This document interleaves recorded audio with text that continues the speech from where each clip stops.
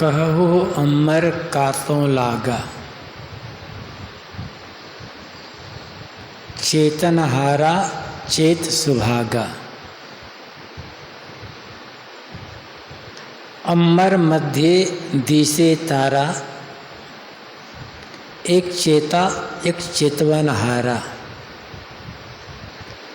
जो खोजो सो उहमा नाही,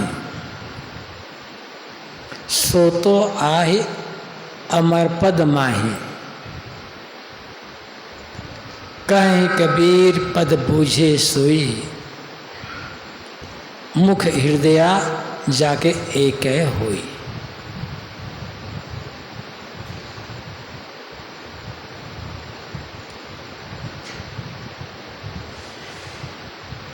अपने संबोधन में ही सदगुरु कबीर अपने श्रोताओं को उनकी वास्तविकता का बोध कराते हैं और साथ साथ प्रश्न पूछते हैं।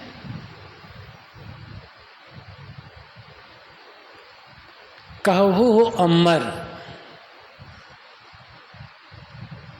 कहो है अमर जीव, तुम कहाँ लगे हो।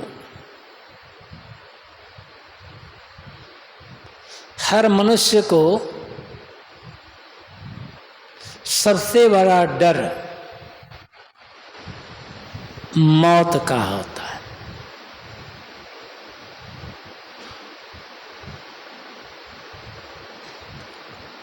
कहते हैं सब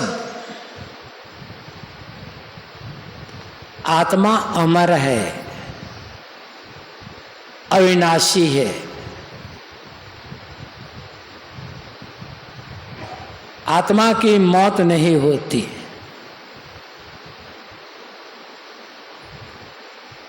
किंतु मरने के डर से हमेशा पीड़ित भयभीत। क्यों? जब हम कहते हैं कि मैं अमर आत्मा हूं और अमर की कभी मौत नहीं होगी, तब मरने का डर क्यों? क्योंकि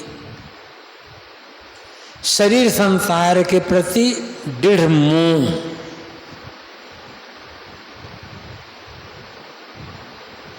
शरीर के प्रति मैं बुद्धि और शरीर संबंधित प्राणी पदार्थों के प्रति मैं मेरी की भावना, अहंता, ममता।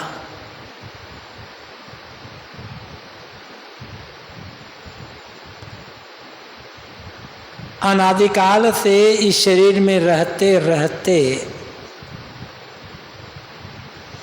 शरीर के प्रति अत्यंत तादात्म्यता हो गई है।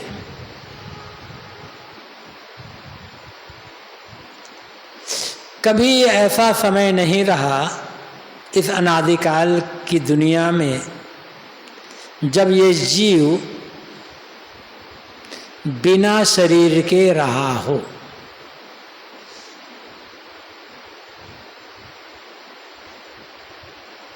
किसी खाने में जीव गया और कुछ मिला या ना मिला, शरीर तो मिला ही मिला। बिना शरीर के कभी रहा ही नहीं है। ये शरीर छूटा, दूसरे गर्भ में गया, वहां शरीर का निर्माण होने शुरू हो गया। वो छूटा, फिर एक तीसरे शरीर का निर्माण होने लगा। क्योंकि शरीर निर्माण की जो कारण सामग्री है, उन कारण सामग्रियों का अंत तो हुआ नहीं है। शरीर निर्माण की कारण सामग्री शरीर के प्रति मैं बुद्धि और शरीर संसार के प्रति अहंता, ममता और वासना। जब तक इनका नाश नहीं होगा तब तक शरीर धरने छोड़ने का क्रम कभी टूटने वाला नहीं है। तो अनादिकाल से ये जीव एक के बाद एक दूसरा तीसरा शरीर धारण करता रहा है, बिना शरीर के कभी रहा नहीं। इसलिए शरीर में रहते रहते जब जिस खाने में गया, उस खाने में जो शरीर मिला, मान लिया कि मैं शरीर हूं। और हर शरीर की मौत हुई है, इसीलिए मृत्यु का भय सताता है। जब तक शरीर के प्रति मैं बुद्धि का नाश नहीं होगा, तब तक कितना भी हम आत्मा हैं, अजर अमर अविनाशी हैं, ये कहते रहें, मृत्यु का भय कभी छूटने वाला नहीं है।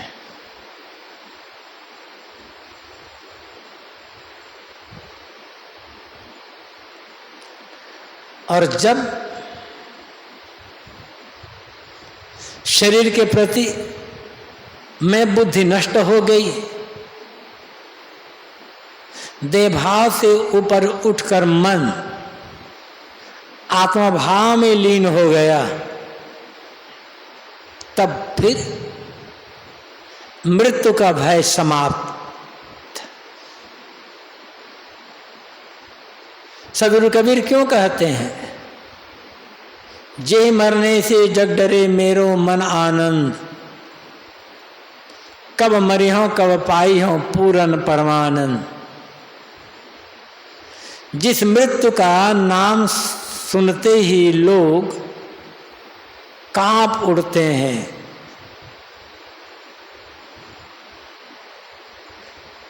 मेरे मन में तो आनंद आ जाता है।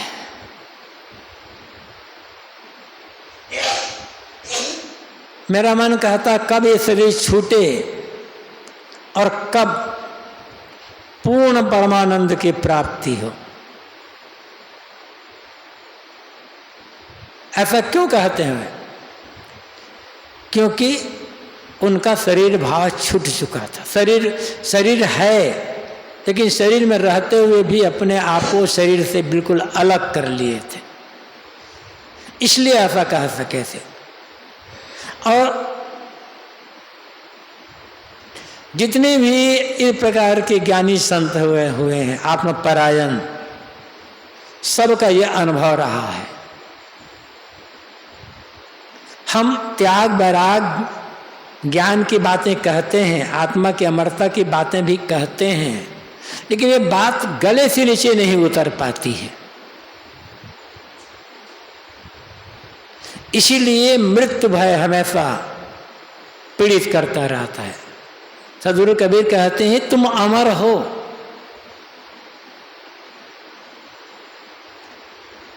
किंतु तुम मौत से डर रहे हो।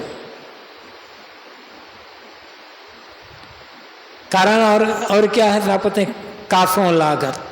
तुम जहां लगे हुए हो, उनके प्रति जो मन में आसक्ति है, वो आसक्ति पीड़ित कर रही है। उस आसक्ति के कारण से तुम मौत से डरते हो। जहां जहां अनुकूलता का भ्रम हुआ, वहां वहां मन बंधता चला गया। तो आप प्रश्न करते हैं कासों लागा, तुम किसमें लगे हो? तुम जिसमें लगे हो और तुम कहते हो कि इसके बिना मैं एक दिन भी नहीं रह पाऊंगा, क्या सचमुच में वो तुम्हारा है? और क्या सचमुच में तुम उसे कभी छोड़ोगे नहीं या वे कभी तुमसे छूटेंगे नहीं?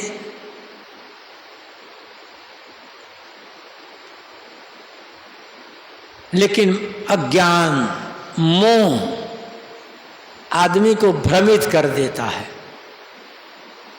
देखते हैं कि लोग छोड़ छोड़ करके जा रहे हैं। जिसके पास जो रहा, जितना रहा,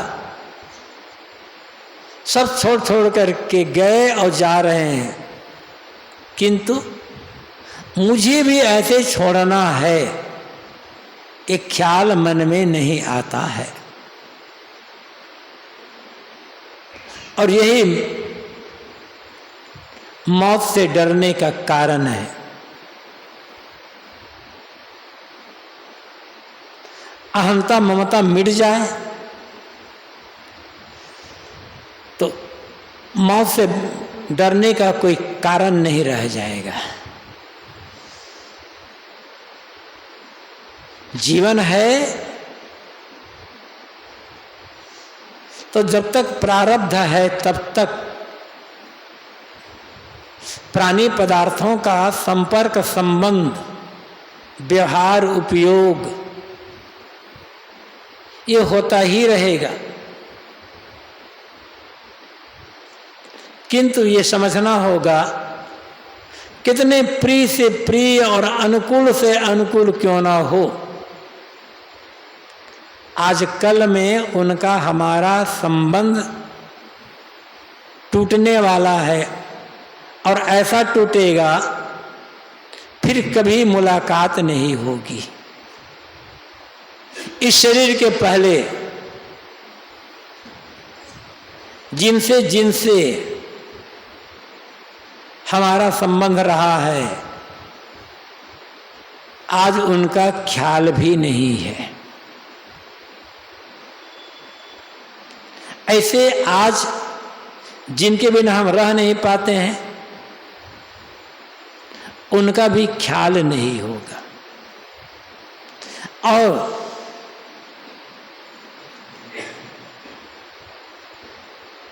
इसका अनुभव हर दिन होता है। रात्रि में जब हम सोते हैं, गाढ़ी नींद लग जाती है तो अपने शरीर का ही ख्याल नहीं रहता है, तो कहाँ पत्नी, कहाँ पति, कहाँ माता पिता, कहाँ बेटा बहू, कहाँ गुरु पीर, मठ मकान, किसी का ख्याल रहता है क्या गाढ़ी नींद में? रोज 4-6 घंटे के लिए हम अपने माने गए शरीर को ही भूल जाते हैं, तो और दूसरों की क्या बात है।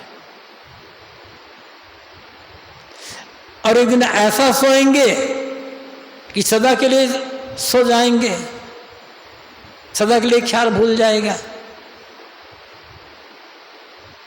ये बात मन में सदा बनी रह जाए तो काम तो आदमी पूरा करेगा, लेकिन मन कहीं बंधा हुआ नहीं होगा।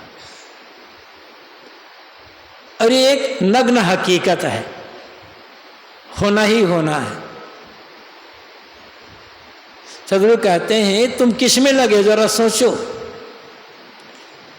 जिसमें तुम लगे हो वो कभी तुम्हारा हो नहीं सकता, और जो तुम्हारा है कभी तुम उसका ख्याल भी नहीं करते। हमारा क्या है? हमारा अपना आपा, हमारा अस्तित्व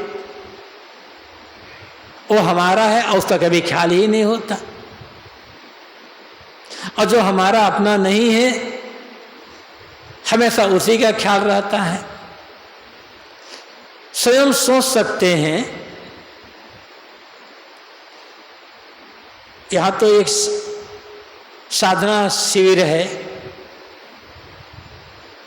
घर में जब कभी आप ध्यान साधना का काम करते हो, अध्ययन करते हो, उसको छोड़ दें। कुछ लोग तो करते ही नहीं हैं। तो जब से सुबह नींद खुलती है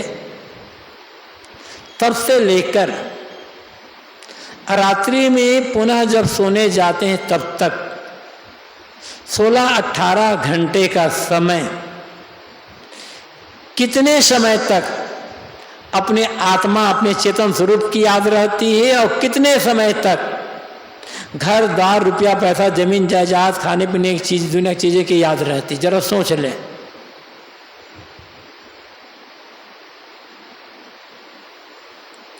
हमेशा हमेशा मन वही राग रंग मोह माया दुनियादारी में तो डूबा हुआ है, तो मृत्यु का भय तो सताएगा ही, सत पीड़ित तो करेगा करेगा। अपने को खो करके, अपने को भूल कर हम कहीं भी अपना मन लगा लें, किसी को भी अपना मान लें, वो कभी हमारा होगा ही नहीं। इधर हम अपने को खुद ही छोड़ दिए, उधर जहां लगे थे वो छूट गया, न इधर के रहे न उधर के रहे, जीवन पूरा घाटे में चला गया। सदगुरु चेतावनी देते हैं, चेतन हारा चेत सुभागा, तुम सौभाग्यशाली हो, और चेतन हारा चेतने वाले हो, जागने वाले हो, चेतो जागो।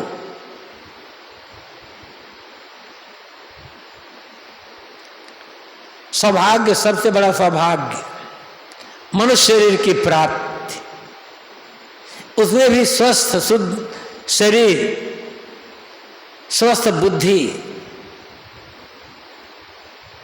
संत गुरुजन,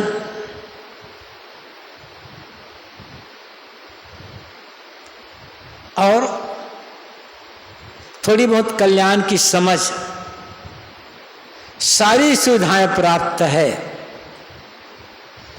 इसके बाद भी यदि हम न जग पाए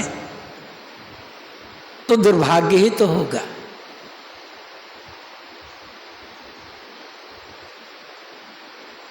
हर मनुष्य को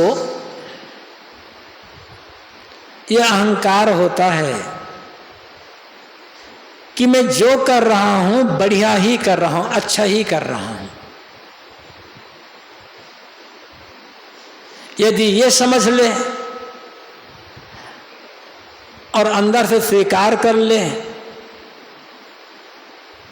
कि मैं मुझसे गलतियां हो रही है, अमुक अमुक काम में गलत कर लिया हूं, तो गलतियां छूट जाएगी। जब स्वीकार हो जाए तब थोड़ा अभ्यास तो करना पड़ेगा, लेकिन छूट जाएगी।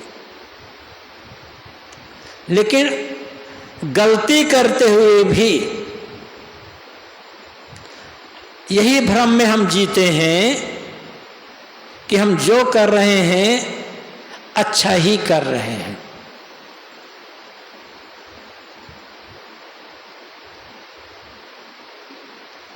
और यदि सचमुच में जो कर रहे हैं अच्छा ही कर रहे हैं तो आप महासौभाग्यशाली हैं, पूजनीय और वंदनीय हैं। लेकिन प्रश्न यह है, जो कर रहे हैं अच्छा ही कर रहे हैं, तब दुखी क्यों है? फिर चिंता से परेशान क्यों है? क्यों तनाव में जी रहे हैं? क्योंकि जो सब कुछ अच्छा करने वाला व्यक्ति कभी अंदर से दुखी नहीं होगा। न चिंता होगी, न भय होगा, न तनाव होगा मन में। अहंकार है ज्ञानी बुद्धिमान होने का और अच्छा करने का।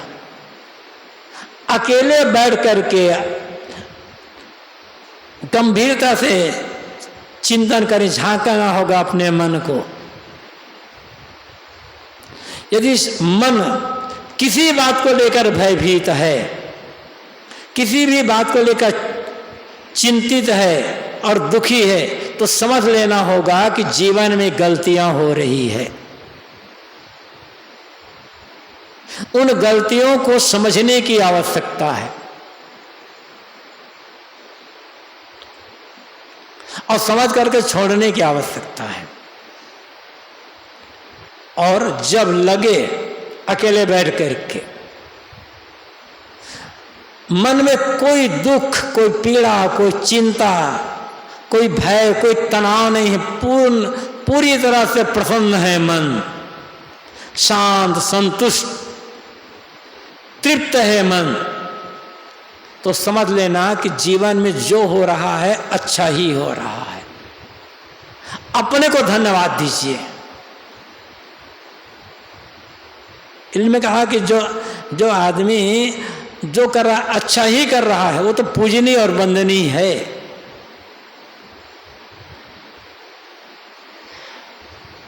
लेकिन क्या ऐसा है, क्या गवाही दे रहा है मन? दूसरों को नहीं देखना है, अपने के लिए देखना है।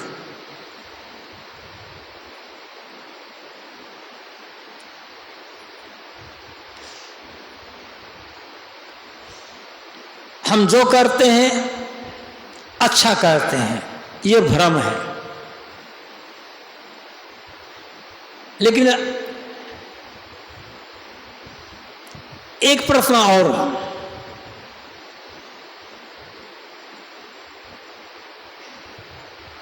साहब तो यह कहते हैं कि चेतन हारा चेत सुभागा, तुम बड़े सौभाग्यशाली हो। बड़े सौभाग्य से अनेक जन्मों के पुण्य कर्मों का उदय होने पर हमें ये सुंदर मानव जीवन मिला है, और जो कर रहे हैं बढ़िया ही कर रहे हैं। तो अकेले में बैठकर अपने आप से ये पूछें, जो कर रहा हूं मैं बढ़िया कर रहा हूं, क्या इससे मुझे पूर्ण कल्याण की प्राप्ति हो जाएगी? देखिए संत गुरुजन कहते हैं कि मोक्ष हो जाएगा। क्या अंदर गवाही दे रहा है मन की निश्चित है ये जीवन मेरा, ये शरीर मेरा आखिरी शरीर होगा, अब पुनः मुझे शरीर धारण नहीं करना पड़ेगा। क्या गवाही दे रहा है मन?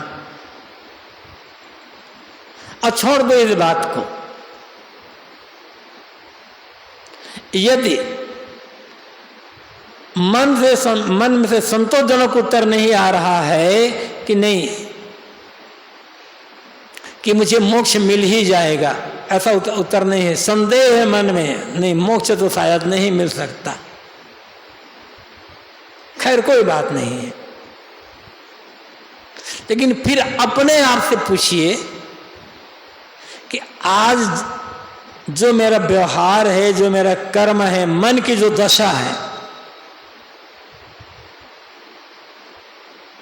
और जो कुछ मैं कर रहा हूं, क्या इसके परिणाम में मुझे अगला जीवन मनुष्य का ही मिलेगा? ये उत्तर है भीतर से। और यदि चूंकि आध्यात्मिक क्षेत्र में पुनर्जन्म तो माना जाता है, और यदि अंदर से उत्तर आ रहा है मोक्ष तो मिलेगा ही नहीं, अगला जीवन मोक्ष का मिलेगा, इसमें भी संदेह है, तो समझना होगा हमारे जीवन में बड़ी गलतियां हो रही है, हम भटक चुके हैं अपना रास्ता। सदगुरु कबीर कहते हैं चेतन हारा चेत सुभागा। तुम चेतने वाले हो, जागने वाले हो, जगो, चेत जाओ, अभी अवसर है। और आज का अवसर बीता, फिर यह अवसर दोबारा मिलने वाला नहीं है।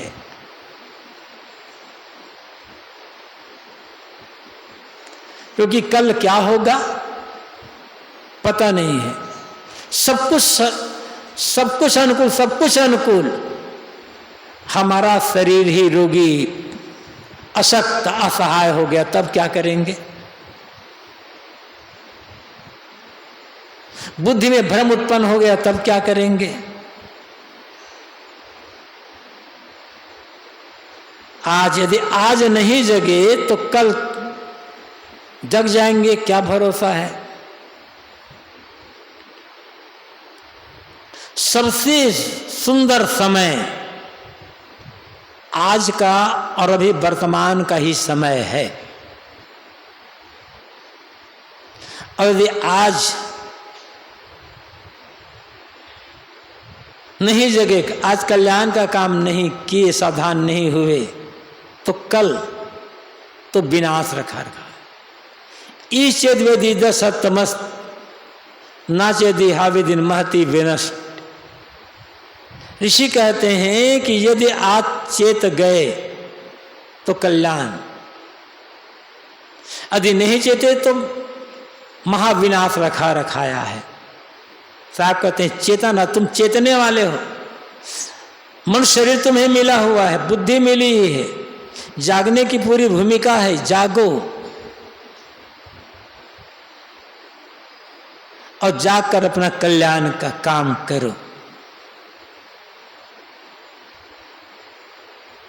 अमर मध्य दिशे तारा, एक चेता एक चेतवनहारा। अमर आकाश,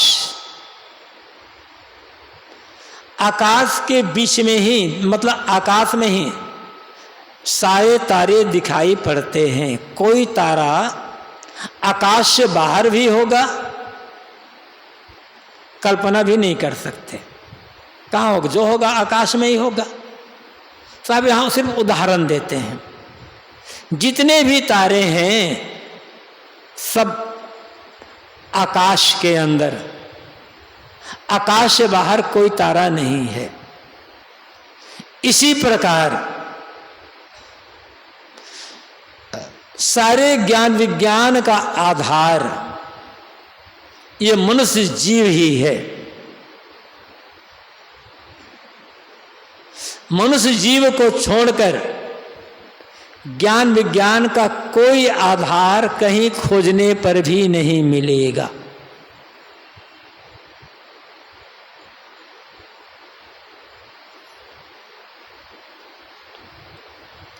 जितने किताबें हैं, लिखने वाला कौन? क्या ऊपर आकाश से कोई उतर कर आया है किताबें लिखने के लिए, या कोई ऊपर आकाश में प्रिंटिंग प्रेस लगाकर कोई किताब छाप कर भेज रहा है दुनिया में? नाम कुछ भी ले लो, चाहे सामान्य पुस्तकों ले लो, चाहे उसे धर्म ग्रंथ धर्मशास्त्र कह दो, चाहे उसे ईश्वरीय वाणी कह दो, सबका लिखने वाला आदमी ही है। विज्ञान के क्षेत्र में जितने ही कला कौशल का अन्वेषण करने वाला कौन? ये मनुष्य जीव ही तो है।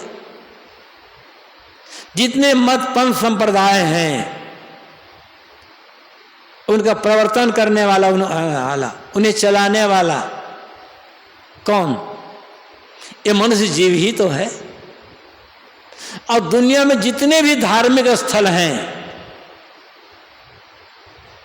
मठ मंदिर मस्जिद गिरजा गुरुद्वारा या कुछ और भी ले लो, जितने धार्मिक स्थल हैं उनको बनाने वाला कौन? मनुष्य जीव। और जितने देवी देवता आदि हैं उनकी कल्पना करने वाला कौन? मनुष्य जीव।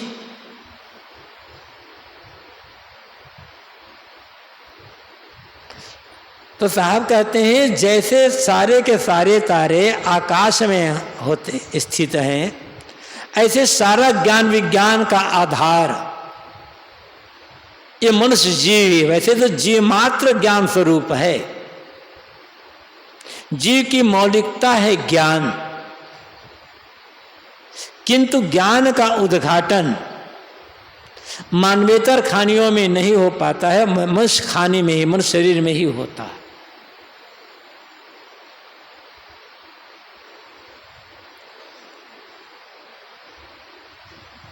लेकिन भूल क्या होती है? सब कुछ करने वाला मनुष्य और सब कुछ करने के पश्चात श्रेय किसको दिया था? भैया ऊपर वाला की कृपा से यह सब हुआ है। तो बिगड़ता किसी कृपा से होता है? फिर जो अच्छा अच्छा हो रहा है सब ऊपर वाले की कृपा से, तो जो बुरा बुरा हो रहा है वो किसकी कृपा से हो रहा है? फिर फिर वो भी ऊपर वाले की कृपा होगी। आदमी करता अपना है, अवसर दे देता है ऊपर वाले को। ऊपर वाला उसे भी बनाने वाला ये नीचे वाला ही है। ये नीचे वाला धरती पर रहने वाला मनुष्य, यदि मनुष्य ना हो धरती पर तो दुनिया में कोई भी ऊपर वाला नहीं रहेगा। सारे ऊपर वाले उनको जन्म देने वाला, उनको पालने पोसने वाला और उनको जिला करके रखने वाला ये मनुष्य ही है बस।